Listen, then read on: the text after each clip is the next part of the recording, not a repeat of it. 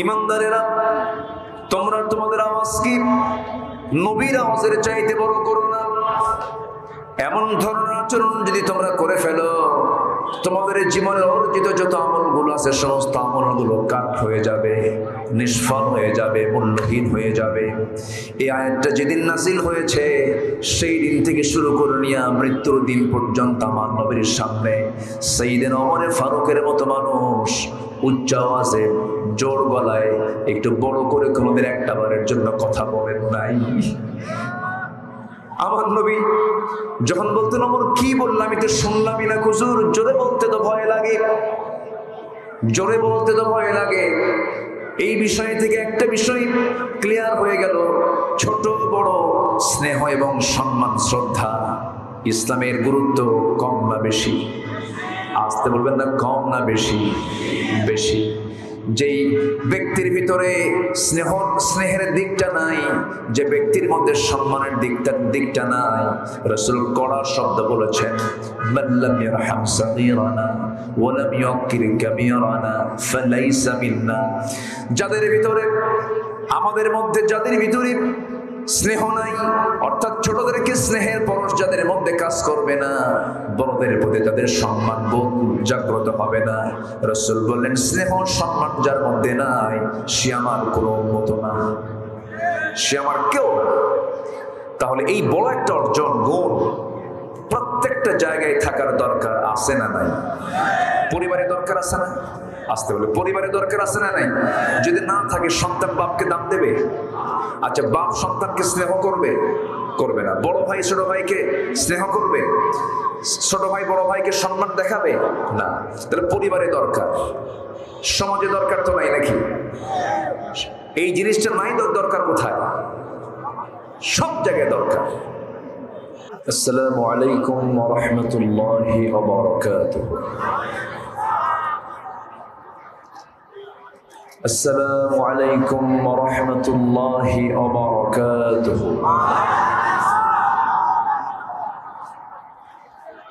إن الحمد لله الأكرم الذي خلق الإنسان وكرمه وعلمه من البيان ما لم يعلم، فسبحان الذي لا يحصى امتنانه باللسان ولا بالقلم. نشهد أن لا إله إلا الله وحده لا شريك له،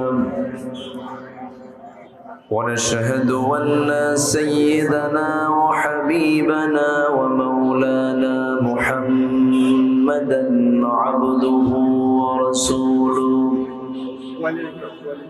الذي أرسله بالحق بشيرا ونذيرا وداعيا إلى الله بإذنه وسراجا منيرا.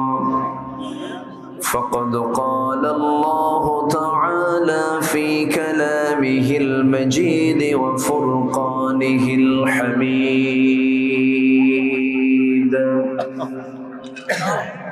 أعوذ بالله من الشيطان الرجيم. بسم الله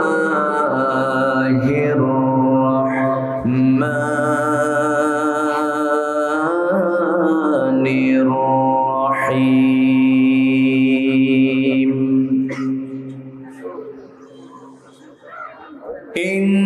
إنما المؤمنون الذين آمنوا بالله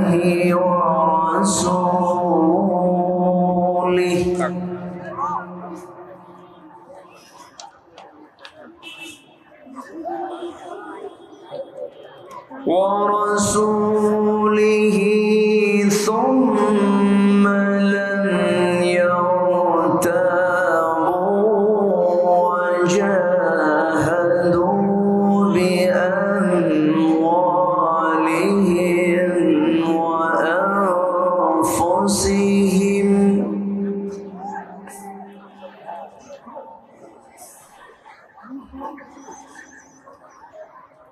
بأموالهم وأنفسهم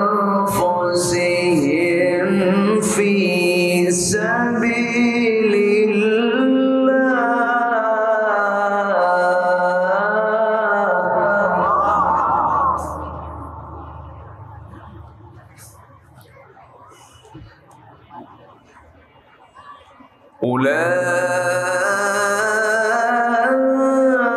أولئك هم الصادقون.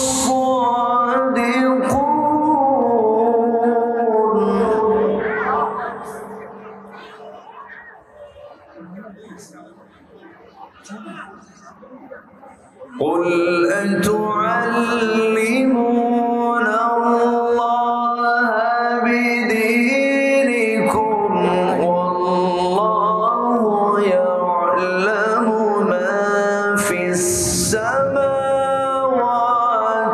وما في الأرض.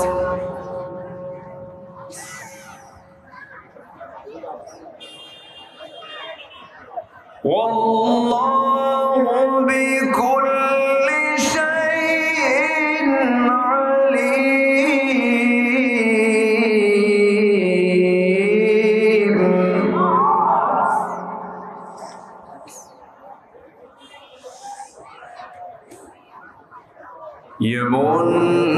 يمنون عليك أن أسلموا قل لا تمنوا علي إسلامكم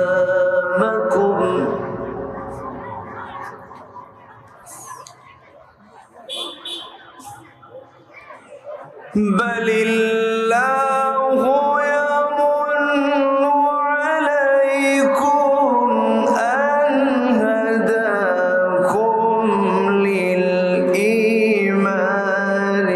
إن كنتم صادقين.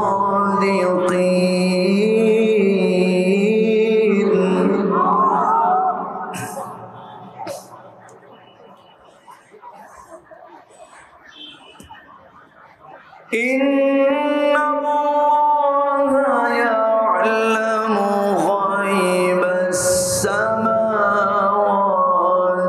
والأرض والله بصير بما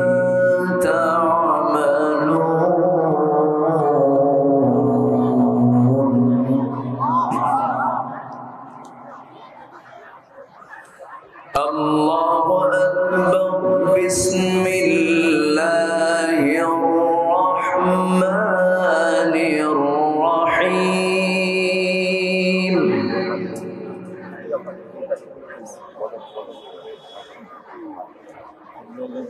إن الله وملائكته يصلون على النبي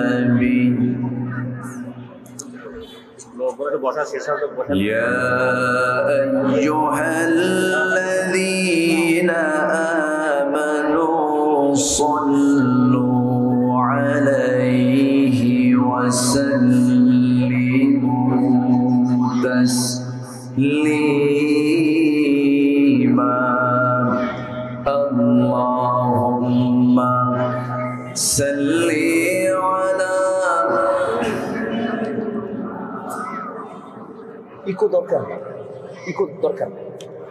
وعلى آل سيدنا।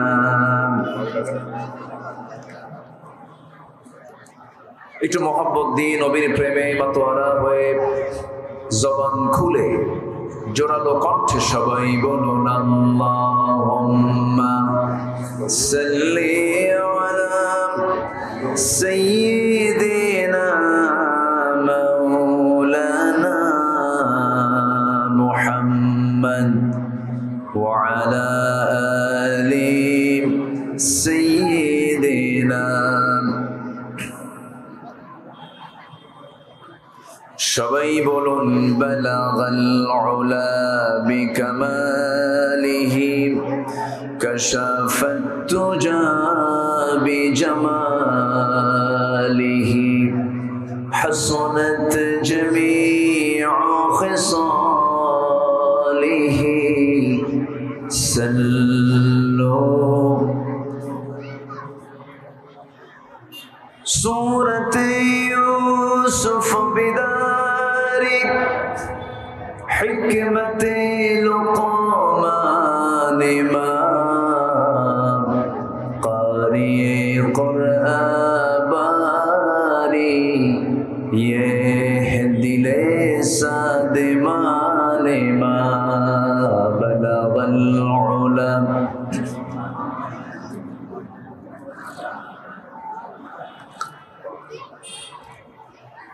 حسنت جميع خصاله سلوا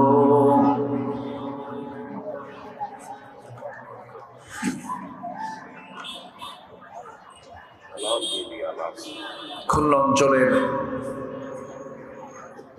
যশোর জেলার বাঘারপাড়া উপজেলার বাগডাঙ্গা ইসলামী সমাজ কল্যাণ পরিষদ, সমাজ কল্যাণ সমিতি এবং এলাকাবাসীর উদ্যোগে আয়োজিত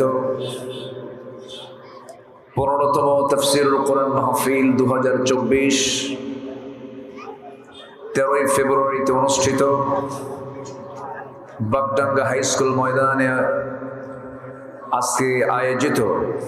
অনুষ্ঠিত আজকের এই মহৎ আয়োজনের সম্মানিত সুযোগ্য সভাপতি জনাব ডক্টর জালাল উদ্দিন,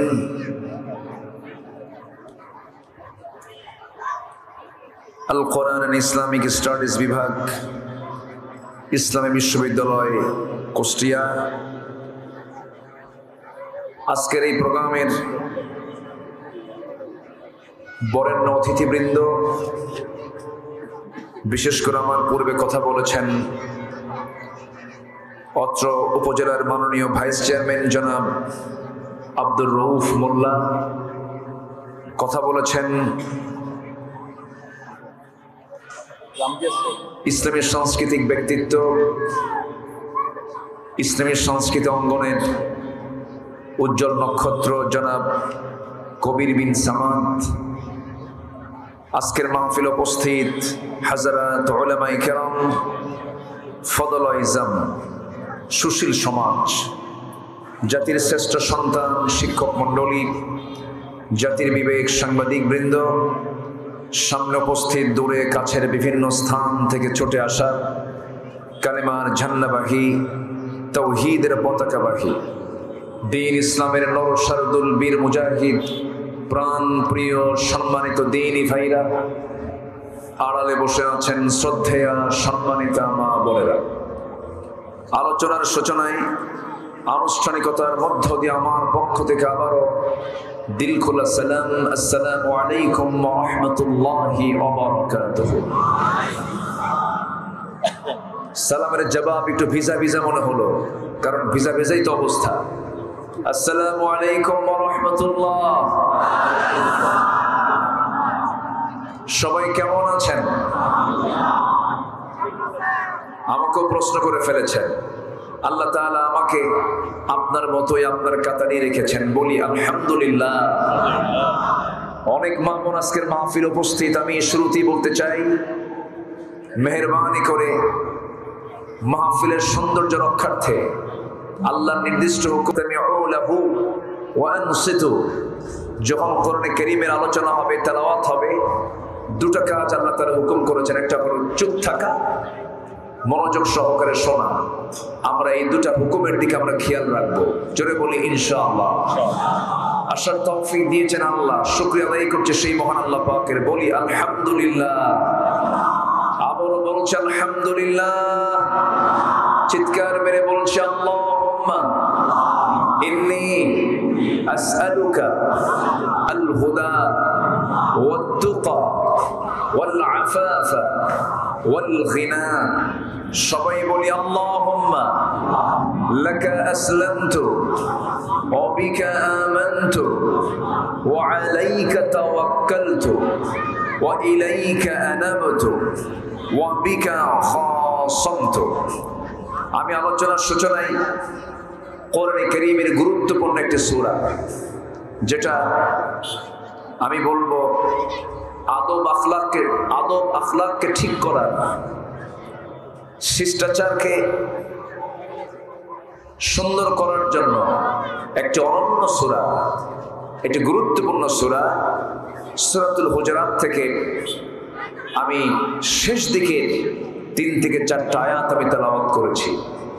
এই আয়াতগুলোকে সামনে রেখে আমি প্রতিকূল আবহাওয়ায় বলবো, কারণ একটু আমরা বৃষ্টির আভাস আমরা লক্ষ্য করছি, কিছু ফোটাও পড়ছে।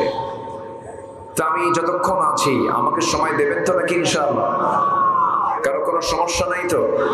জোরে বলি ইনশাআল্লাহ, আর জোরে বলি ইনশাআল্লাহ। সম্মানিত হাজিরিন, আসুন সেই জায়গায় চলে যাই যে জায়গা থেকে আমি তেলাওয়াত দিয়ে শুরু করেছি, সূরাতুল হুজুরাত।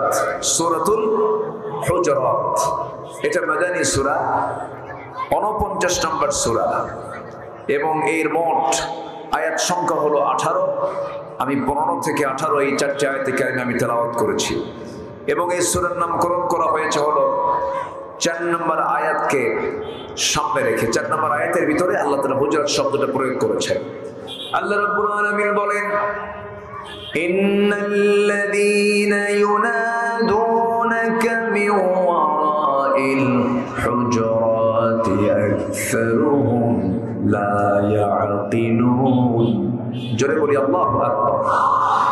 মিন ওয়ারাইল হুজুরাত, এই হুজুরাত থেকে আল্লাহ তাআলা এই সূরার নামকরণ করেছেন। এই সূরার নাযিলের প্রেক্ষাপট হলো, আমার নবীর সামনে 2 জন সাহাবী, সবাই এই 2 জন সাহাবীর নাম বললেই চিনে ফেলবে। খুব দামি 2 জন সাহাবী, যারা দুনিয়াতে বসে জান্নাতের সংবাদ পেয়েছেন। আশারায়ে মুবাশশারার অন্যতম তালিকার প্রথম 1 এবং 2 নম্বর তালিকায় যাদের নাম সাইয়্যিদানা আবু বকর সিদ্দিক রাদিয়াল্লাহু তাআলা আনহু এবং সাইয়্যিদানা উমর ফারুক রাদিয়াল্লাহু তাআলা আনহু, এই 2 জন সাহাবী আমার নবীর সামনে বসে তারা কথা বলছিলেন। তো 2 জনের কনভারসেশন, তাদের বাক্যালাপের মাঝে হঠাৎ করে তাদের কথার আওয়াজটা আমার নবীর চাইতে বেশি উঁচু হয়ে যায়, বড় হয়ে যায়, বুলন্দ হয়ে যায়। আমার নবীজির কাছে এটা কষ্টের কারণ মনে হলো। আমার নবীজি একটু এটা মনোকষ্ট ফিল করলেন। তার কাছে এটা একটু বিরক্তিকর মনে হচ্ছিল। তা আমার আল্লাহ, আমার রাসূলের কাছে যদি কোনো কিছু যদি বিরক্তিকর মনে হয়, আমার আল্লাহ কি সহ্য করতে পারবেন? আসতে বলবেন না, পারবেন? পারবেন। আল্লাহ রাব্বুল আলামিন সঙ্গে সঙ্গে আয়াত নাযিল করলেন, ইয়া আইয়ুহাল্লাযীনা আমানু লা তারফাউ আসওয়াতাকুম ফাওকা সাওতিন নবী ওয়া লা তাজহারু লাহু বিল কওলি কাজহরি বা'দিকুম লিবা'দিন আন তাহবাতা আ'মালুকুম ওয়া আনতুম লা তাশউরুন। জোরে বলুন আল্লাহু আকবার। ঈমানদারেরা, তোমরা তোমাদের আওয়াজ কি নবীর আওয়াজের চাইতে বড় করো না। এমন ধরনের আচরণ যদি তোমরা করে ফেলো, তোমাদের জীবনের অর্জিত যত আমলগুলো আছে সমস্ত আমলগুলো কাট হয়ে যাবে, নিষ্ফল হয়ে যাবে, মূল্যহীন হয়ে যাবে।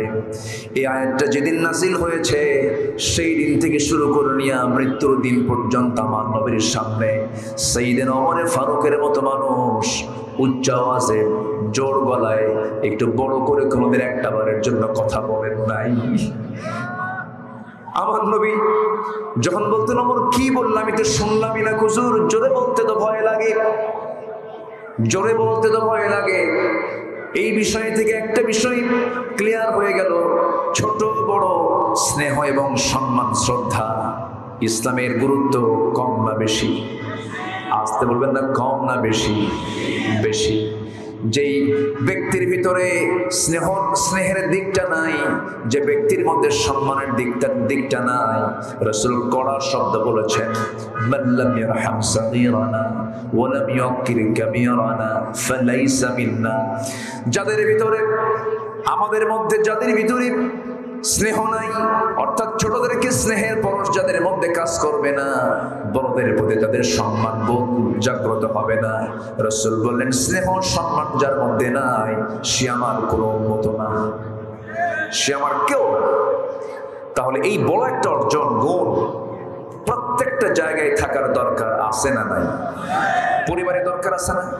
আসতে বলে পরিবারে দরকার আছে না নাই? যদি না থাকে, সন্তান বাপকে দাম দেবে? আচ্ছা, বাপ সন্তানকে স্নেহ করবে? করবে না। বড় ভাই ছোট ভাইকে স্নেহ করবে? ছোট ভাই বড় ভাইকে সম্মান দেখাবে না। তাহলে পরিবারে দরকার, সমাজে দরকার তো নাই নাকি? এই জিনিসটা নাই, দরকার কোথায়? সব জায়গায় দরকার, সমাজেও দরকার, রাজনীতিতে দরকার। রাজনীতির যে একটা সৌন্দর্য, সেই সৌন্দর্য আজকে হারিয়ে যাবার পথে। আজকে রাজনৈতিক যে শিষ্টাচার আজকে দেউলিয়ার পথে। কেউ কাউকে দাম দিতে চায় না। নেতা কথা বলে মঞ্চে, কর্মীরা সিএনএ মারামারি করে। আমি কি ভুল বলতেছি? তাহলে আপনি দল, পরিবার, সমাজ, রাষ্ট্র যেখানেই যান, স্নেহ, সম্মান, শ্রদ্ধা এটা সবার পরে না সবার আগে? সবার পরে না সবার আগে? সবার আগে। আমি সূরাতুল হুজুরাত থেকে তেলাওয়াত করেছি, যেখান থেকে সেখানে আল্লাহ তাআলা তার দফতর থেকে দুটা গুণের অধিকারীকে সিদ্দিক খেতাব দেওয়ার ওয়াদা করেছেন। যেরকম সুবহানাল্লাহ, যাদের মধ্যে দুটো গুণ থাকবে আমি তাদেরকে আমার দফতর থেকে সিদ্দিক খেতাব দিয়ে দেব, অধিক সত্যবাদীর খেতাব আমি তাকে দিয়ে দেব। আমরা এই দুটো গুণ আজকে আমরা শিখে আমল করব, আমল করার নিয়তে শুনব। জোরে বলি ইনশাআল্লাহ। আজকের এই বৈরী আবহাওয়া, এটা প্রতিকূল আবহাওয়া আমরা দুপুর থেকে খেয়াল করছি। এর মাঝেও আপনারা যে কষ্ট করে বসে আছেন, এটা বিশাল একটা দিক। আমি খুবই খুশি, আমি খুবই আনন্দিত। আমাদের ভাইস চেয়ারম্যান মহোদয়ের সাথে এর আগেও দেখা হয়েছিল। অত্যন্ত বিনয়ী মানুষ, ভদ্র মানুষ। আমার কাছে ওনার আচরণ, ওনার যে মুআমালা, ক্ষণিকের সময়ের জন্য মঞ্চে বসে যে কথাবার্তাগুলো অত্যন্ত বারজির মনে হলো।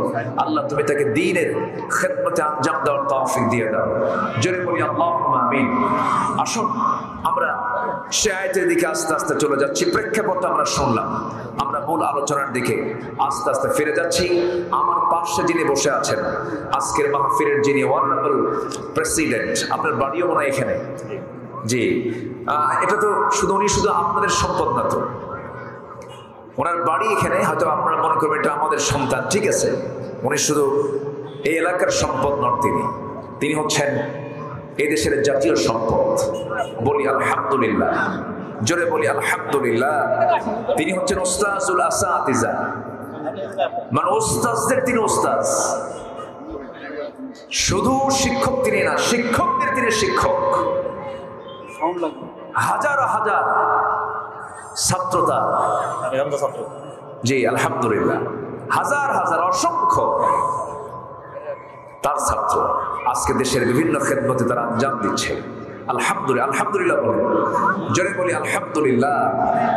আপনারা একটা রত্ন পেয়েছেন, আমি খুবই খুশি।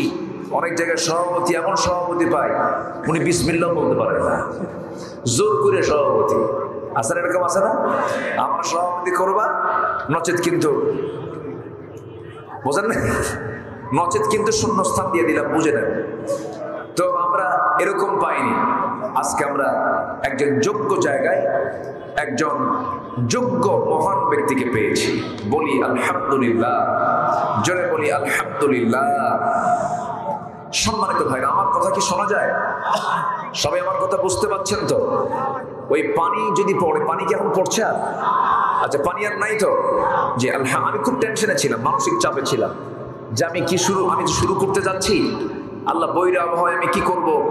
আমি আলোচনা চালাচ্ছি আর মনে মনে শুধু ফিকির করছি, আল্লাহ তোমার জিকিরে বসছি, তোমার কাছে সাহায্য চাচ্ছি, তুমি যদি ভালো মনে করো একটা অনুকূল পরিবেশ তৈরি করে দাও। তো এখন অধিক রোদেও কিন্তু বসা আজকে কঠিন ছিল। মাহফিল কমিটি ভুল করেছেন, এটা অধিক রোদেও বসার সমস্যা, আবার বৃষ্টি হলেও সমস্যা। এর জন্য অন্তত ছাউনি রাখা দরকার, ছাউনি রাখা দরকার না, ছাউনি রাখা দরকার, তার দুই দিকেই কাজে লাগে।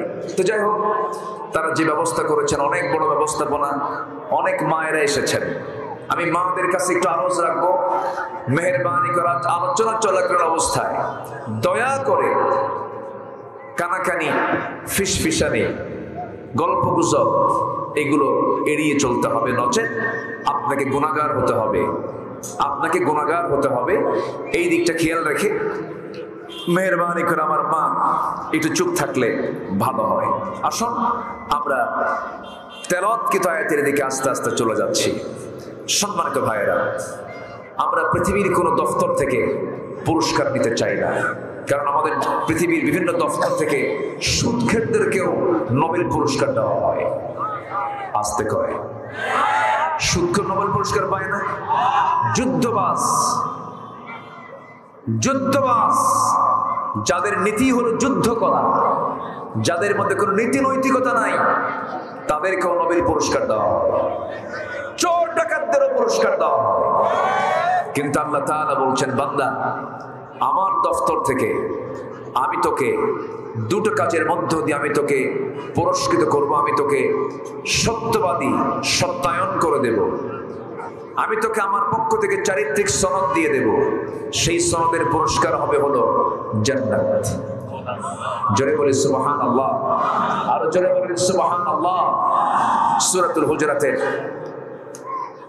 15 নম্বর আয়াত, আল্লাহ রাব্বুল আলামিন বলেন, ইন্নামাল মুমিনুনা আল্লাযীনা আমানু বিল্লাহি ওয়া রাসূলিহি সুম্মা লাম ইয়ারতাবু ওয়া জাহাদু বিআমওয়ালিহিম ওয়া আনফুসিহিম ফি সাবিলিল্লাহ উলাইকা হুমুস সাদিকুন। জোরে বলুন আল্লাহু আকবার। আল্লাহ রাব্বুল আলামিন বলেন, প্রকৃত ঈমানদার তো তারাই, আল্লাযীনা যারা আমানু ঈমান এনেছে, বিল্লাহি আল্লাহর প্রতি, ওয়া রাসূলিহি রাসূলের প্রতি। এখন হয়তো বলবেন, হুজুর আপনি একটা গুণের কথা যে বললেন, সেই ঈমান তো আমরা অনেক আগেই আনছি। এটা অনেকে বলতে পারেন। আবার ঈমানদারকে আরেক জায়গায় ডাক দিয়ে বলছেন, ইয়া আইয়ুহাল্লাযীনা আমানু আমিনু। আবার ঈমানদারদের কি গুণ হতে হবে তা বিভিন্ন জায়গায় বলেছেন।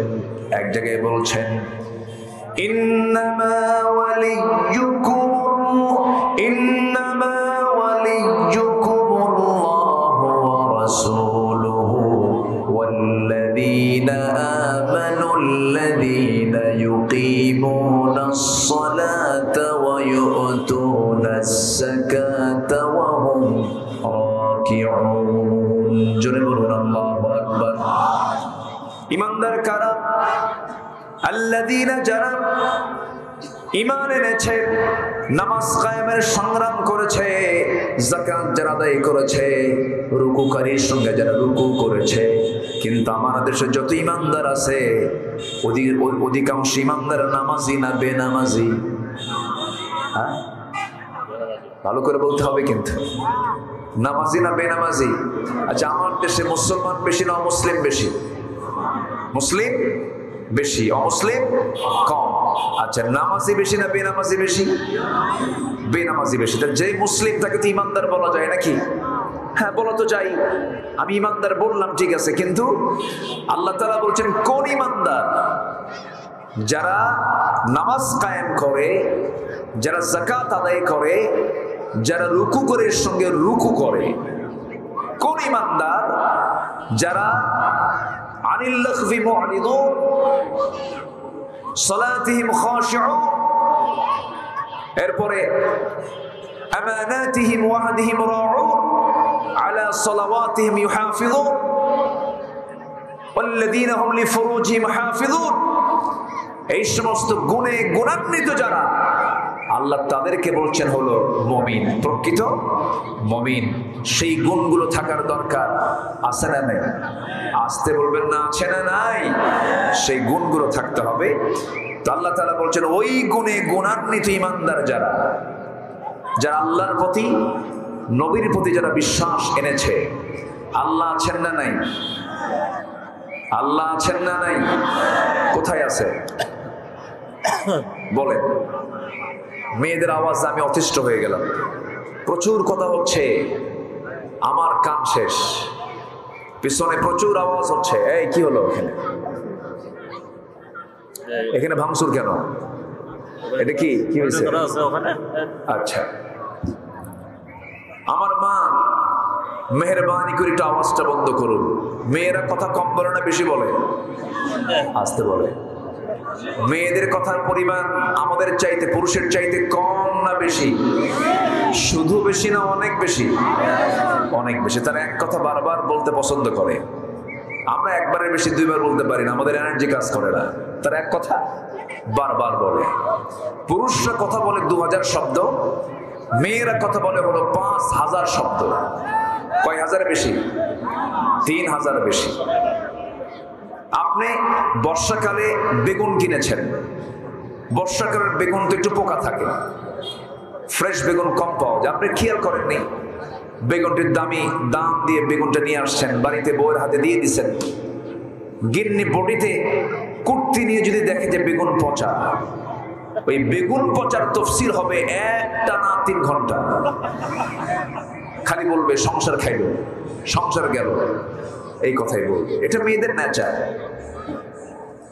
এক রাজা প্রজাদের মাঝে ঘোষণা করেছে, যে প্রজা মিথ্যা কথা বলতে পারবে তাকে পুরস্কার দেওয়া হবে। এক প্রজা এসে বলে, যাবো না, আমি একটা মিথ্যা বলতে চাই। কি?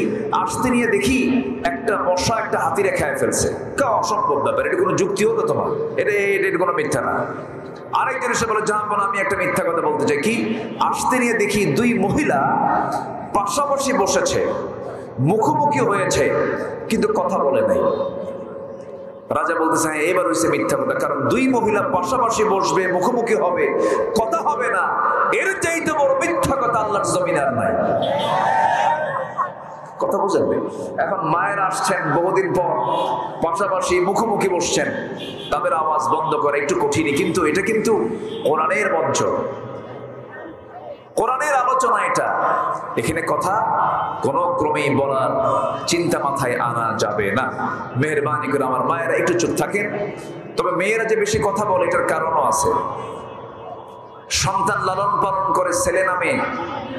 মেয়েরা না ছেলেরা? মা না বাবা? মা লালন পালন করে, মা সন্তানকে কোলে পিঠে বড় করে। ছোট্ট বাচ্চা কান্দে, বারবার একই কথা বলে, বাবা কান্দিস না, বাবা কান্দিস না, বাবা থাম, বাবা আমার আত্মা। কত সুন্দর করে ঘন্টার পরে ঘন্টা কথা বলছে, কোনো এর যে লস নাই। আর ওই সন্তানটা যদি বাবার কোলে দেওয়া যায়, বলবে বাবা থাম, বাবা থাম, বাবা একটু থাম, বাবা থাম রে, বাবা থাম। কি কথা বুঝেন নাই? মানে কি? এই থামের, এই শেষ থামের লক্ষণটা কি বলেন? হাতে রাখবে না আছাড় মারবে, ফালাই দেবে। তো এই জন্য যে ডিপার্টমেন্টকে আল্লাহ তাআলা যা দেওয়া দরকার, সেই ডিপার্টমেন্টকে আল্লাহ তাই দিয়েছেন। মেয়েরা বেশি কথা না বললে হবে না, এই জন্য আল্লাহ তাআলা মেয়েদের মধ্যে কথার পরিমাণ বাড়ায় দিয়েছেন। আমার ভাইয়েরা, আসুন একটু আলোচনার দিকে আবার চলে যাচ্ছে। 2টা কাজ আমরা শিখে যাব আজকে। এবং সূরা হুজরাতের ভিতরে আল্লাহ তাআলা 10টা হুকুম দিয়েছেন। কয়টা হুকুম দিয়েছেন? 10টা হুকুম দিয়েছেন। আমার পাশে যিনি বসে আছেন, আমাকে উনি সকাল বিকেল পড়াতে পারবেন, এত ইলমি যোগ্যতা তার। উনি কুষ্টিয়া ইউনিভার্সিটির প্রফেসর, আমি আবার ভাঙ্গা চূড়া, আমি ঢাবির ছাত্র ছিলাম, আমি ঢাকা ইউনিভার্সিটিতে পড়াশোনা করেছি, কামিল করেছি ঢাকা আলিয়া থেকে। তাই সেই সুবাদে উনি যেহেতু ওখানকার টিচার, আমি ওই সময় ছাত্র ছিলাম, সেই হিসাবে সিনিয়র জুনিয়রের দিক থেকে আমার ওস্তাদ তুল্যই, আমার শিক্ষক তুল্য। তো উনি পাশে বসে আছেন। আমি চেষ্টা করি আমার সারা জীবন আমি কখনো অযাচিত, অপ্রয়োজনীয়, অতিরিক্ত, অপ্রাসঙ্গিক কোনো কথা আমার এই জানা মতে আমার সুস্থ মস্তিষ্কে আমি 25-26 বছরের মাহফিলের ইতিহাসে বলেছি আমার মনে নেই। অনেকেই কথা বলে ভাইরাল হওয়ার লক্ষ্যে অনেক এলো পাতাড়ি বক্তব্য দেন। যদি এমন নিয়তে কেউ কিছু করে থাকেন, এটার জবাব দিতে হবে আদালতে, আখিরাতে, ঠিক কিনা? কারণ এটা কোরআনের মঞ্চ, এখানে কথা বলতে হবে মেপে, চিন্তা করে। আল্লাহ তাআলা সেই কথাগুলো যেন বলার তৌফিক আমাদের দেশের সমস্ত আলোচকদের মাঝে দিয়ে দেন। জোরে বলি আল্লাহুম্মা আমিন। যেন কেমন যেন আমার কাছে মনে হচ্ছে এই মাহফিল অঙ্গনে কিছু দুষ্ট লোকের পদচারণা শুরু হয়েছে। আসতে বলবেন না, আসে নাই? কিছু দুষ্টের পদচারণা হয়েছে, যাদের আলোচনার ভিতরে মূল কোরআন এবং হাদিসের কোনো রস খুঁজে পাওয়া যায় না। আসে না? এরকম আসে না? নাচানাচি করে, তারপরে মঞ্চ উঠে মানে হাসির বাক্স বানায় ফেলে। না, কোরআনের আলোচনা যখন রাসূল করতেন, সাহাবায়ে কেরামদের ভিতরে প্রতিক্রিয়া হতো দুই রকম। সেটা হলো তারা চুপচাপ থাকতেন, আরেকটা হলো আওয়াজ হতো না কিন্তু চোখের কোনা বেয়ে বেয়ে টপ টপ করে পানি পড়তো। সাহাবীরা কাঁদতেন, আমার নবীজি বয়ান করতেন।